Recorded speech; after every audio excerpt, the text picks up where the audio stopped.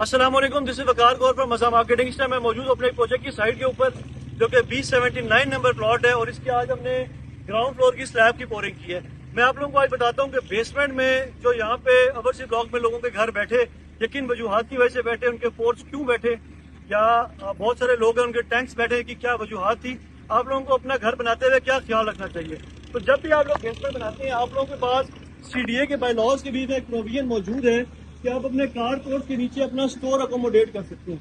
तो अगर आप इस घर के बीच में देखें तो हम लोगों ने इस घर के बीच में ये एरिया जो है बेसिकली हमारे घर जो है वो वहां से स्टार्ट हो रहा है। ये सारा हमारा पोर्च का एरिया था, ये हम लोगों ने as a driver room use किया इसको। हम जाके आपको नीचे भी दिखाते हैं कि हमने यूटिलाइजेशन कैसे की। बेसिकली आपके घर के बीच में जो दो कॉलम्स होते हैं ना, ये बड़े स्ट्रॉन्ग कॉलम होते हैं। एक पहला कॉलम जो पोर्च वाला कॉलम होता है, ये कॉलम इसने पूरे पोर्च का लोड उठाया हुआ होता है। अगर आप ये देखें तो ये सारा पोर्च जो है ये हवा में आगे से ये स्पैन हमेशा जब भी आपका पोर्च क्रैक करेगा वो यहाँ से क्रैक करेगा इस तरफ से। अगर आप छत पे आएंगे ना तो इस तरफ से, अगर आपका ये वाला कॉलम हैवी नहीं है क्योंकि इसने सारे पोर्च का लोड उठाना है, क्योंकि इसके नीचे देखिए दीवार तो है कोई नहीं। तो लोग क्या गलती करते हैं कि जो प्लॉट है ये पूरा एक्सीवेट करा देते हैं और इस जगह पे टैंक बना देते हैं अपना। अब हमारे पास टैंक की स्पेस इसकी आगे सेप्टिक टैंक की, तो ये जो कॉलम है ये कच्ची जगह से लेकर आते हैं। जब ये कॉलम वो कच्ची जगह से लेकर आते हैं तो इसके ऊपर ही सारे घर का सबसे ज्यादा लोड होता है। तो ये पूरा पोर्च है, एक बड़ा स्पैन है, 3.5 फुट हवा में पोर्च होता है। तो ये पोर्च बैठने का बहुत ज्यादा खर्चा होता है। तो जब भी आप लोग बेसमेंट प्लान करें अपने पोर्च के नीचे स्टोर या मेड रूम कोई भी एक ऐसी चीज डिजाइन करें। इसके साथ मैं इस घर की आपको चीज बताऊं कि इस घर के बीच में हमें फिलिंग बहुत ज्यादा मिली। मतलब इस घर के बीच में हमें 18 फीट की फिलिंग मिली। तो हमारे पास दो चांसेस थे। एक चांस ये था कि हम लोग इसको पाइल करके ऊपर आते ग्राउंड से उठा लेते, इस तरह से ये 7 वाले घर ने किया। दूसरा काम हमारा ये था कि हम इसकी बेसमेंट बनाते और बेसमेंट में भी पाइल करते या राफ्ट करते। हमने क्लाइंट के साथ मिलकर डिसाइड किया कि क्यों ना हम इसकी बेसमेंट की हाइट को बढ़ा दें।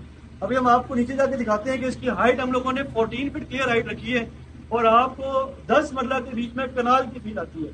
हमारे साथ रहिएगा, हम आपको नीचे जाके दिखाते हैं कि घर के बीच में हमने क्या अमेंडमेंट की है। इस तरह का घर आपको ओवरसी ब्लॉक में दूसरा नहीं मिलेगा जिसमें बेसमेंट में एक बड़ा मेहमान खाना प्लान किया गया। और इसके साथ साथ अगर मैं बात करूं तो बेसमेंट में एक सिनेमा प्लान किया गया।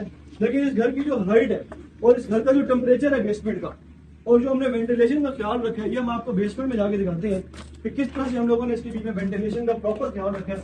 अब इसकी हाइट जो है ये 14 फीट क्लियर हाइट है इसकी। इसमें चौखाट 10 फीट की लगी हुई है और 10 फीट में 5 मरले का फिनिश फ्लोर लेवल होता है 10 फीट और इसकी चौखाट 10 फीट की लगी हुई है। अब इसके साथ हम लोग देखिए तो ये हमारा सिनेमा रूम है। इसमें हम लोगों ने प्रॉपर एक लाइट वेल दिया है, ठीक है, कि यहाँ पे कल को जब सनलाइट आएगी इस घर के बीच में प्रॉपर, अगर कल को कोई इसको बेडरूम बनाना चाहता है तब भी आप इसकी हाइट चेक करें, माशाल्लाह 14 फीट की रूम की हाइट है। और अगर टेम्परेचर की बात करूं तो शायद इनको बेसमेंट में AC लगाने की जरूरत नहीं पड़ेगी।